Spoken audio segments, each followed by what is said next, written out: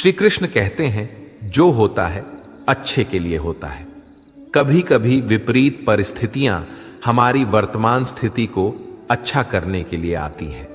मन चंचल होता है, ये इधर उधर भागता है और किसी भी कार्य की एकाग्रता का दुश्मन है। लेकिन यदि यह व्यक्ति के बस में हो जाए तो इससे अच्छा कोई मित्र नहीं। इसीलिए मन को एकाग्र करना जरूरी है, और मन को एकाग्र करने के लिए बस थोड़े से प्रयास और अभ्यास की जरूरत होती है। भगवान कहते हैं, मेरे लिए ना कोई घृणित है, ना कोई मित्र, ना ही कोई प्रिय है, ना कोई निर्धन है, ना ही कोई धनी है। बस जो भक्तिभाव के साथ मुझे याद करते हैं, मैं उनका हूं और वो मेरे। श्री कृष्ण कहते हैं, वो किसी के भाग्य के निर्माता नहीं है। व्यक्ति खुद ही अपना भाग्य लिखता है। आप जैसा बीज बोएंगे, आप वैसा ही फसल काटेंगे। आप जैसा कर्म करेंगे, आपको वैसे ही परिणाम मिलेंगे। यदि विद्यार्थी मन लगाकर पढ़ाई करेंगे तो परीक्षा में सफल होंगे। इसीलिए हर व्यक्ति का भाग्य भी तभी बदलेगा जब वो अपना कर्म करेगा। धर्म और संदेह से परे जब भगवान आपसे प्यार करते हैं तो आप हर चीज से प्यार करते हैं। श्री कृष्ण कहते हैं, कभी खेत में किसी किसान को खेती करते देखा है? वो उसे सिंचता है। उसे जो होता है, पशु पक्षियों से खेत की फसल की रक्षा करते हैं। परंतु एक बात का वो सबसे विशेष ध्यान रखता है कि कहीं खेत में खरपतवार ना उग जाए, क्योंकि एक खरपतवार खेत की सारी फसल को नष्ट कर सकती है। ठीक उसी प्रकार यदि वंश की कोई संतान खोटी निकल जाती है तो वो समूचे वंश का सर्वनाश कर देती है। इसीलिए संतान के लालन पालन में विशेष ध्यान देना आवश्यक होता है, क्योंकि संतान वो फसल होती है जो वंश के आने वाले समय को महान बना सकती है या फिर वंश का पतन कर सकती है। श्री कृष्ण कहते हैं, व्यक्ति को सदैव बुराई से बचकर रहना चाहिए। अगर कोई बुरा कर्म करता है तो वो कर्म आपको अपने जीवन में ही भोगना पड़ता है। जिस प्रकार बछड़ा झुंड में भी अपनी मां को ढूंढ लेता है, वैसे ही कर्म का फल आपको हजारों की भीड़ में भी ढूंढ लेगा। ईश्वर कण कण में निवास करते हैं। छोटे से छोटे जीव के हृदय में ईश्वर का वास होता है। उस जीव को कष्ट का अनुभव होना ईश्वर को कष्ट का अनुभव कराता है। अर्थात किसी जीव को कष्ट देकर आप अपने ईश्वर को खुश कैसे देख सकते हैं? जो श्री कृष्ण का दास हो जाता है वो अपने आराध्य से ऐसे दिन न दिखाने की कामना करता है। जब उसमें गुरूर आ जाए तो आपने कृष्ण का सेवक बनकर ही जीवन सफल बनाना चाहता है। जो व्यक्ति सदैव हंसता खेलता मुस्कुराता रहता हो, अगर वो अपने स्वभाव से भिन्न हो जाए, अर्थात चुप गुमसुम उदास रहने लगे, तो समझना उसके हृदय में एक दर्द है। उस दर्द ने उसे कमजोर बना दिया है। जिस व्यक्ति के पास संपूर्ण धन दौलत ऐश्वर्य वैभव सब है मगर संतुष्टि नहीं है, उस धन दौलत का कोई अर्थ नहीं है, क्योंकि वो व्यक्ति सदैव असंतुष्टि की स्थिति में रहता है। जिसके पास संतुष्टि है वो थोड़े में भी संतुष्ट रहता है। जब आप कोई बुरा कार्य करते हो, ये अच्छा कार्य करते हो, आपको लगता है कोई देख नहीं रहा है, लेकिन आप ये क्यों भूल जाते हैं, आप जो भी कुछ कर रहे हैं भगवान की दृष्टि सदैव आप पर बनी हुई है। इसीलिए आप ये ना समझे कि आप अकेले हैं। भगवान सदैव आपके साथ होते हैं। कहते हैं, मन के हारे हार है और मन की जीते जीत। अर्थात जिस प्रकार सकारात्मक विचारों से सफलता मिलती है, उसी प्रकार नकारात्मक विचार असफलता के मार्ग की ओर अग्रसर करते हैं। क्योंकि जैसा हम सोचते हैं वैसा ही हम बन जाते हैं, और अपने विचारों के माध्यम से ही हमें नकारात्मक और सकारात्मक परिणाम मिलते हैं। इसीलिए अपनी सोच को हमेशा सकारात्मक रखें। मनुष्य ही एक ऐसा प्राणी है जो कर्म करता है, इसलिए कर्म करना प्रत्येक व्यक्ति का धर्म भी है। धर्म करने वाला व्यक्ति ही कर्मवीर कहलाता है। इसीलिए कर्म करते रहना खाली बैठे रहने से बेहतर होता है। श्री कृष्ण कहते हैं, अगर आपको याद ही नहीं कि गुच्छे की कौन सी चाबी ताले को खोल सकती है, फिर भी आप लगातार ताले को खोलने का प्रयास करते रहते हैं, फिर भी वो ताला नहीं खुलता है। अधिकतर लोग ऐसी परिस्थिति में अपनी आशा खो बैठते हैं। उन्हें लगता है कहीं चाबी खो गई है और वो तिलमिला जाते हैं, क्रोधित हो उठते हैं। परंतु उस समय धैर्य रखें, क्योंकि गुच्छे की अंतिम चाबी ताला खोल सकती है। कुल्हाड़ी का अंतिम प्रहार वृक्षों को काट के गिरा देता है, परंतु क्या सत्य में कुल्हाड़ी का अंतिम प्रहार वृक्षों को काट कर गिरा देता है? आपको आपका लक्ष्य दिला देता है? नहीं, आपका निरंतर प्रयत्न ही आपको सफलता दिलाता है। जब आपका मन निराश हो, अपने कार्य में दोगुनी उत्साह से जुड़ जाइए, क्योंकि अनावृत बहता जल ही कठोर चट्टान को काट सकता है। सफलता का मूल है परिश्रम, प्रयास और आशा। श्री कृष्ण कहते हैं, आपको पूरे धैर्य और भगवान पर विश्वास के साथ अपना जीवन निर्वाह करना चाहिए। लोग अक्सर सच कहने से बचते हैं या डरते हैं, पर सत्य कभी छुप नहीं सकता, ना ही कभी मिट सकता है। हम कितना भी छुपा लें, एक दिन सच तो उजागर हो ही जाएगा। इसलिए जो बात सच पर आधारित हो, उसे कहने या मानने से कभी नहीं डरना चाहिए। लोग अपने शरीर को सुंदर बनाने में लगे रहते हैं, पर आत्मा की सुंदरता शरीर की सुंदरता से कहीं ज्यादा महत्वपूर्ण है। शरीर तो नश्वर है, मिट्टी से बना है और मिट्टी में ही मिल जाता है, पर आत्मा अमर है। इसलिए आत्मा की सुंदरता पर ध्यान दो। आत्मा की सुंदरता स्वयं को भगवान में लीन करने में मिलती है। जो अज्ञानी व्यक्ति होता है, वो ये गलत फहमी पाल लेता है कि मैं करता हूं, सभी कार्य मेरे द्वारा किए जा रहे हैं। ऐसे में उसमें अहंकार घर कर लेता है। परंतु इस सृष्टि में जो भी हो रहा है, सब कुछ भगवान के इच्छा से हो रहा है। अज्ञानता के कारण व्यक्ति में जब अहंकार जन्म लेता है, तो उसका पतन होना निश्चित है। श्री कृष्ण कहते हैं, मनुष्य का जीवन ऋतुओं के समान होता है। आज ग्रीष्म तो कल वर्षा, परसों शीत। तनिक संकट आया तो हम संयम खो बैठते हैं, तो तनिक ऋतु बदले तो हम अधीर हो जाते हैं। अपने आक्रोश, अपने क्रोध में हम उनसे ही संबंध बिगाड़ लेते हैं जो हमारे अपने होते हैं। क्यों ऐसा ही होता है ना? हमें लगता है कि हमारे अपने हैं, फिर से मना लेंगे। परंतु स्मरण रखिए, सादा ऐसा करना संभव नहीं होता। सागर की उछलती लहरों को तट सहता है, और यदि तट ही टूट जाए तो बाढ़ आ जाती है। हमारे संबंध दूध की भांति होती है। दूध तप कर उबल सकता है, परंतु यदि उसमें खटास आ जाए तो फट भी जाते हैं, और फटे दूध को चाहे कितना मत लो, उसमें से मातम नहीं निकलेगा। इसलिए अपने संबंधों को संभाल कर निभाना चाहिए। श्री कृष्ण कहते हैं, जो व्यक्ति अपने अहंकार से भारी हो जाता है, जिसमें अभिमान भर जाता है, वो उस पत्थर की भांति हो जाता है जो भारी होने के बावजूद भी नदी की धारा में डूबकर अपना अस्तित्व खो देता है। अगर किसी लक्ष्य, खुशियां, सफलता की प्राप्ति में लंबा समय लग रहा है, प्रतीक्षा की अवधि अधिक है, तो हो सकता है आपकी अपेक्षा से ज्यादा आपको मिलने वाला है। अपने कर्म पर अडिग रहिए और विश्वास रखिए उस स्वर पर जो आपके कर्म की परीक्षा ले रहा है। जो लोग जीवन को भूत और अतीत के भरोसे छोड़ देते हैं, उन्हें श्री कृष्ण सावधान करते हैं। जीवन का अर्थ ना भूत है ना भविष्य, जीवन केवल और केवल वर्तमान है। इसीलिए वर्तमान में अपने जीवन का आनंद उठाइए। श्री कृष्ण कहते हैं, संगति या साथ, मित्र या साथी मनुष्य के व्यक्तित्व के लिए सबसे महत्वपूर्ण होती है। आप कहेंगे कैसे?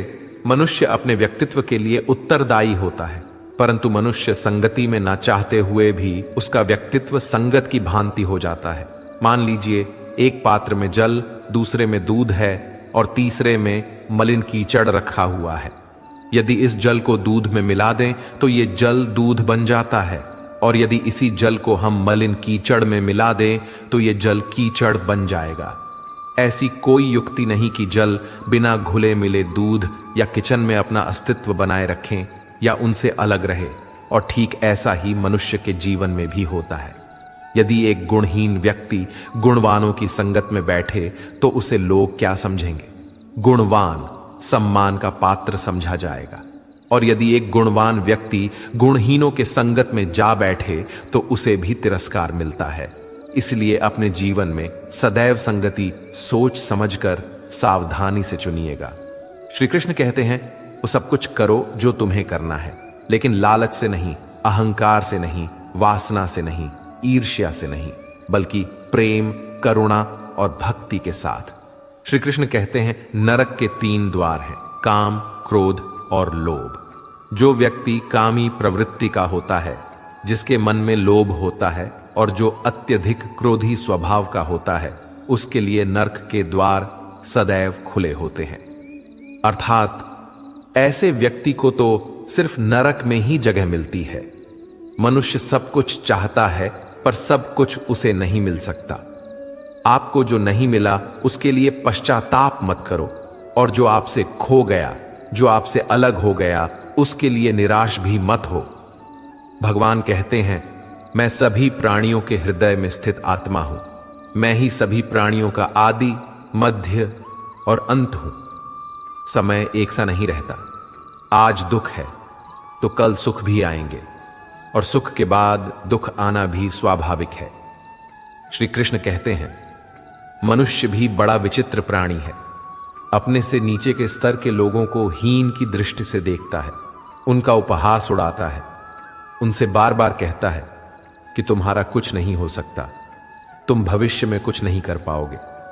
जब मनुष्य के पास धन, संपत्ति, मान सम्मान होता है तो दूसरों का आदर नहीं करता, परंतु वो एक बात भूल जाता है कि उससे भी अधिक शक्तिशाली कोई अस्तित्व में है, और वो है समय। समय अपना चक्र कब बदलेगा ये कोई नहीं जानता। समय अपनी करवट कब लेगा ये कोई नहीं जानता।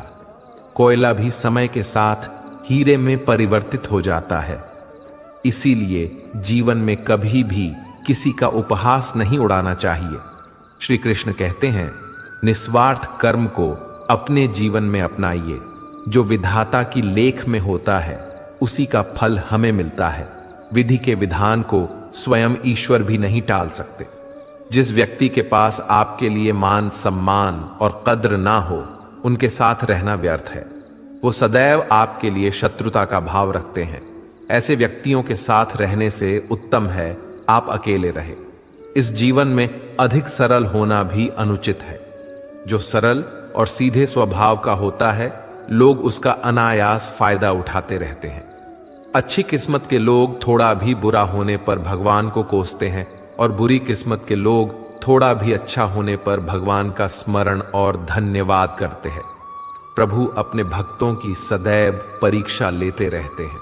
इस परीक्षा में भक्तों को अनेकों कष्टों का सामना करना पड़ता है। सामान्य लोग इसे अपना दुख मानकर पीछा छुड़ाते हैं। वही साधक तथा प्रेमी प्रभु की इच्छा समझकर उसका सामना करते हैं। जो लोग कहते हैं कि अपनों के आगे झुकने में कोई बुराई नहीं है, उन्हें यह मालूम होना चाहिए कि जो सच में अपने होते हैं ना, वो कभी झुकने ही नहीं देते। दिव्यता केवल शक्तिशाली होने में नहीं, बल्कि दूसरों में शक्ति जागृत करने में है। जब लोग आपकी बुराई करें तो परेशान ना हो, क्योंकि वो लोग आपको महत्व देने का कोई और तरीका नहीं जानते। सबसे इस तरह का व्यवहार कीजिए कि कोई आपके बारे में बुरा भी कहे तो कोई उस पर विश्वास ना करे। हम ना बोले फिर भी वो सुन लेता है, इसलिए उसका नाम परमात्मा है। वो ना बोले फिर भी हमें सुनाई दे, उसी का नाम श्रद्धा है। अगर कोई व्यक्ति शिक्षा से पहले संस्कार, व्यापार से पहले व्यवहार, भगवान से पहले माता पिता को पहचान ले, तो जिंदगी में कभी कठिनाई नहीं आएगी। स्वार्थ संसार का एक ऐसा कुआं है जिसमें गिरकर निकल पाना बड़ा कठिन होता है। श्री कृष्ण कहते हैं, आपने चुंबक को तो देखा ही होगा, कैसे वो लोहे की ओर आकर्षित होता है और कैसे वो लोहे को अपनी ओर आकर्षित करता है, क्योंकि उसके स्वभाव में ही आकर्षण है। हम सबके भीतर एक ऐसा ही चुंबक होता है, विचार का चुंबक, जो सदा अपने ही जैसे विचारों को आकर्षित करता है।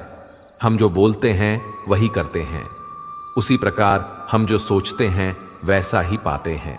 साधु ईश्वर का नाम जपता है तो उसे ईश्वर मिल जाता है।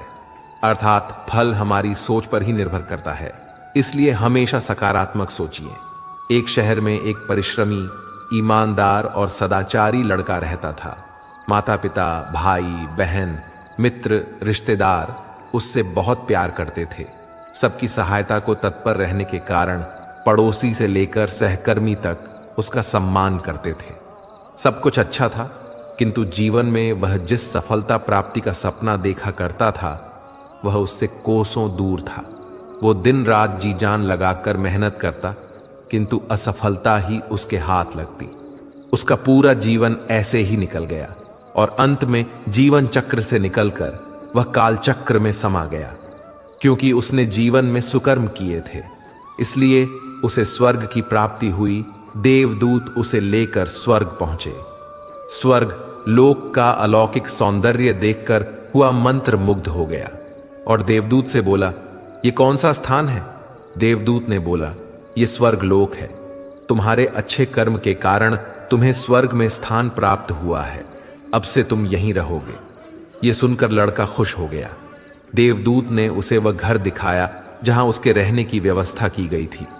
वह एक आलीशान घर था, इतना आलीशान घर कि उसने अपने जीवन में कभी नहीं देखा था।